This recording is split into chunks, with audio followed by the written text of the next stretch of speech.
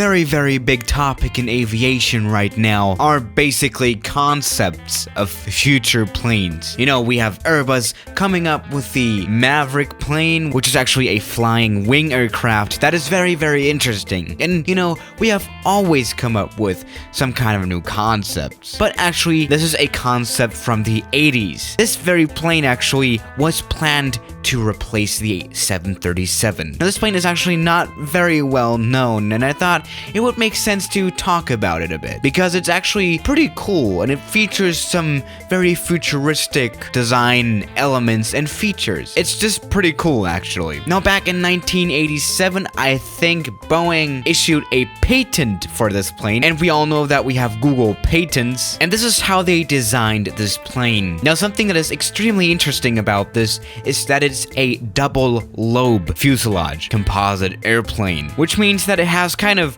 two fuselages, but kind of merged into one big fuselage. It's kind of like, you know, you can tell, right? The plane is pretty wide, and that allows this plane to have a lot more seating capacity in a smaller aircraft, which is, it's interesting indeed. Now, as you can see right here, it has a very interesting tail design as well. We don't have a vertical stabilizer and therefore rudder, but we have, I actually don't know how this design is called. It kind of reminds me of the Surgejet tail design, but not at the same time. Whatever, as long as it flies, I would say. And as you can also see, the engines are not attached to the wings, but actually to the tail section of the aircraft. Now, something that I'm also noticing is that the fuselage is quite low to the ground, which is a very interesting choice of design, I would say. But to be honest, this could kind of get dangerous, but that's a whole nother story. This plane seats 160 passengers, or was going to seat 160 passengers, which is quite a bit for an airplane this size. As you can see, this is not a very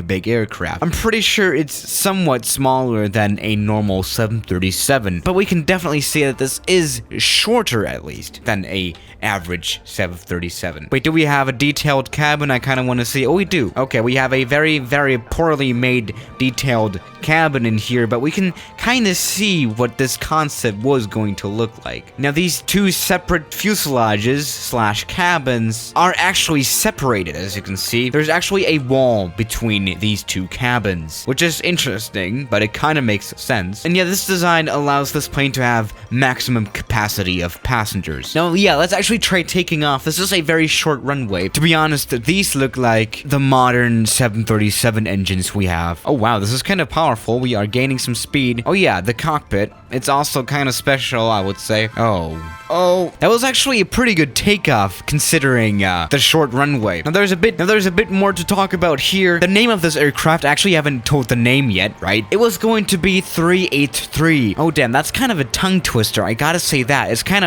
of weird to say 383. 383. The Boeing 383. And yeah, this is actually a very quick plane. Now, as you can tell by the modern cockpit, we have somewhat of a 787 type cockpit. We are going 500 knots airspeed. What the hell is even going on? Oh my goodness. This seems like a very tough fuselage, definitely. Actually, I don't know if Boeing ever even thought of a cockpit. As you know, the cockpit design is not that important as the aircraft itself. Actually, we don't really know much about this aircraft anyway. I couldn't really find anything about it on the internet. I only found this patent and this add-on plane for X-Plane, and that's all that is to it. That's all we basically know about this plane. Actually, I don't really know why it failed, but actually the patent expired just recently. It expired in January 2020. By the way, these are some very large winglets. Yeah, I mean, these are almost as tall as the aircraft's fuselage. Alright, you know what? Let's just try landing this plane. Yeah, it's kind of sad that this aircraft never really became a real thing. I mean, the 737 design is like 70 years old now. Or was it 70 years? I think so. Or 60 years at least. But the 737 is still doing fine. If we exclude the MAX, but... Uh-oh.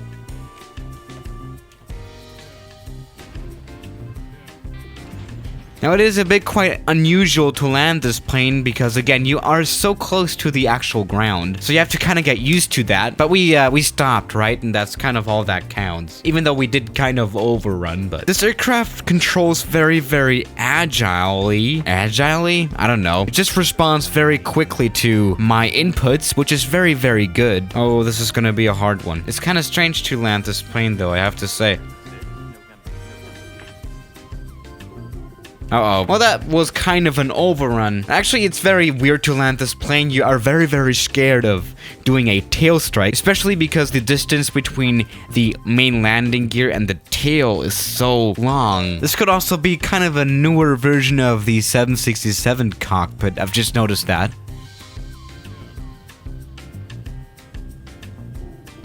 There we go. This was not an overrun. But after all, I do have to say, I mean, this plane flies, right? Which is a good thing, definitely, right? By the way, have you guys noticed that the artificial horizon is not working in the primary flight display?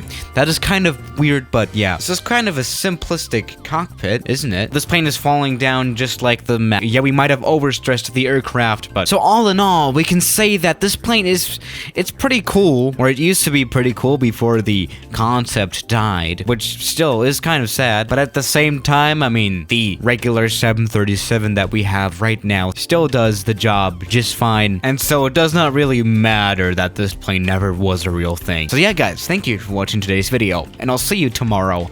As always, good night.